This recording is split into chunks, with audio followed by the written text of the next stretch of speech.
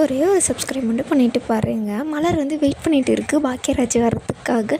எட்டி எட்டி பார்த்துட்டு இருக்காங்க. இந்த பக்கம் யாருனா வந்துடுவாங்களோ, அந்த பக்கம் யாருனா வந்துடுவாங்களோ, பாக்கியராஜ் இன்னும் வரலையே அப்படின்ற மாதிரி நின்றுட்டு இருக்கும்.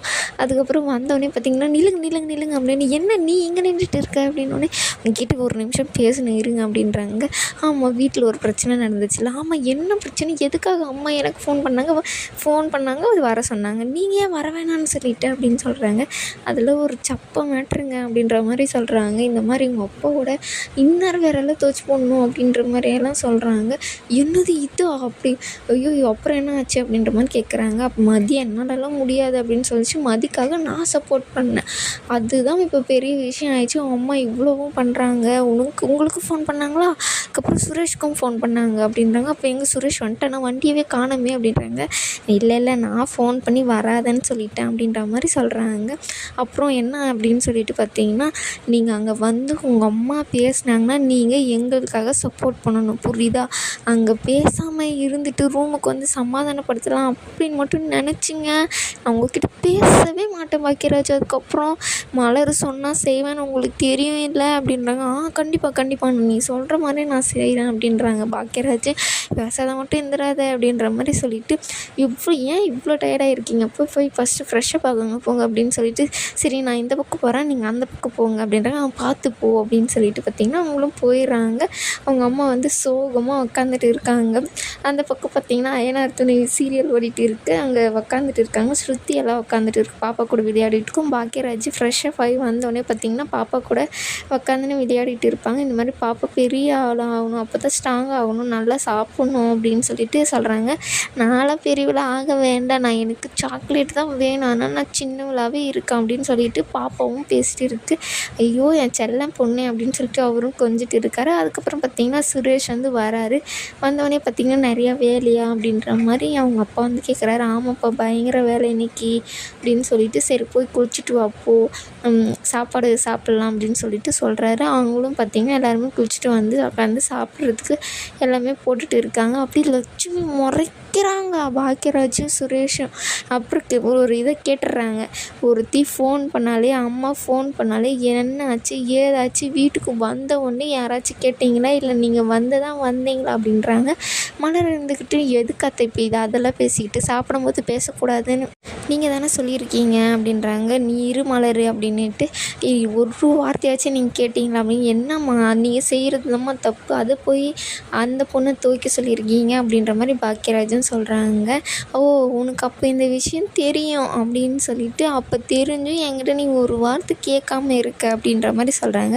சுரேஷவும் கேட்குறாங்க, நான் தான் ஃபோன் பண்ணல சுரேஷ், நீ வர வேண்டியது தானம்மா, அங்கேவே 1008 பஞ்சாயத்துமா, வீட்டில் ஏகப்பட்ட பஞ்சாயத்துன்ற மாதிரி நீங்கள் எனக்கு அப்பப்போ ஃபோன் பண்ணி தான் நான் இதை பார்க்குறதா அதை பார்க்குறதா, எங்கள் துணி நாங்களே தான்மா துவைச்சிக்கணும், அது மாதிரி அப்பா தான் அதை துவைக்கணும் அப்படின்ற மாதிரி சொல்லிடுறாங்க. அப்போ பார்த்தீங்கன்னா அவங்களும் பாக்கியராஜா அந்த மாதிரி தான் சொல்லுவாங்க, என் பேண்ட்டு ஷர்ட்டை தவிர நான் எல்லாம் அவங்க துவைக்கிறாங்க, மற்றதெல்லாம் நான் தான் துவைச்சிக்கிறேன், அது மாதிரி அப்பாவும் துவைக்க சொல்லுங்கள் அப்படின்ற மாதிரி. பாருங்கள் இவங்க என்ன பேசுகிறாங்க பாருங்கள், அவர் பெரிய மனுஷன்டா அப்படின்னு சொன்னோன்னே ஐயத்து அப்படின்னு சொல்லிட்டு, எந்த நேரத்தில் எது பேசணுன்னே தெரியறதில்ல அப்படின்னு கையை கழுவிட்டு அவர் பாட்டுக்கு போயிடுவார்.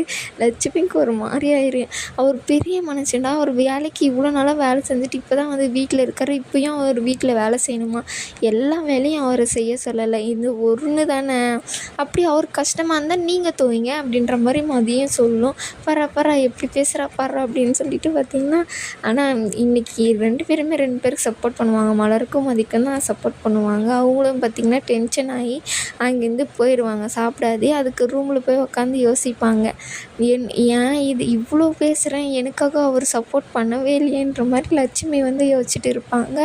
அதுக்கப்புறம் மலர் வந்து நீ ஏன்டா சாப்பிடாது இருக்க, சாப்பிடு அப்படின்னு சொல்லிட்டு சுரேஷ்கிட்ட சொல்கிறாங்க. அவங்களும் சாப்பிட்றாங்க. நான் தான் இப்போ பேசிட்டேனே, வேறு என்ன பேசுகிறதுன்ற மாதிரி சுரேஷ் சொல்கிறாரு.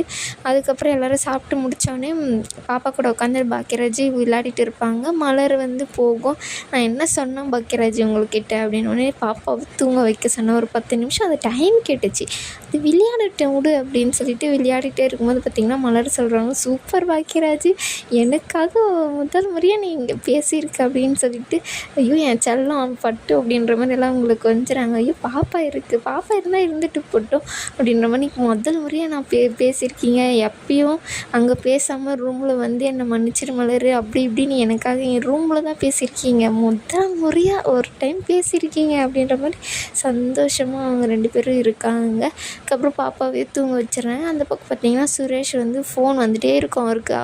அவர் ஸ்டேஷன்லேருந்து இந்த மாதிரி கேஸு அது இதுன்னு சொல்லிவிட்டு அதுக்கப்புறம் வச்சுட்டு, இங்கே ஒருத்தன் பேசுகிறனே ஏதாச்சும் பேசுறியா நீ, என்ன நடந்துச்சு அப்படின்ற மாதிரி அப்படின்னு கேட்குறாங்க. அவங்களும் பார்த்திங்கன்னா சொல்கிறாங்க, மதியம் வீட்டில் இருக்கிற பிரச்சனையை பார்க்குறதா இல்லை நான் இது ஸ்டேஷனில் இருக்கிறத பார்க்குறதா, எதுக்கு இது பண்ணாங்கன்னே தெரியல, என்ன தான் ஆச்சுன்னு உடனே என்னோட இந்த வீட்டில் எந்த பிரச்சனையும் இல்லாமல் இருந்துச்சு அப்படின்னு சொல்லிட்டு சொல்கிறாங்க.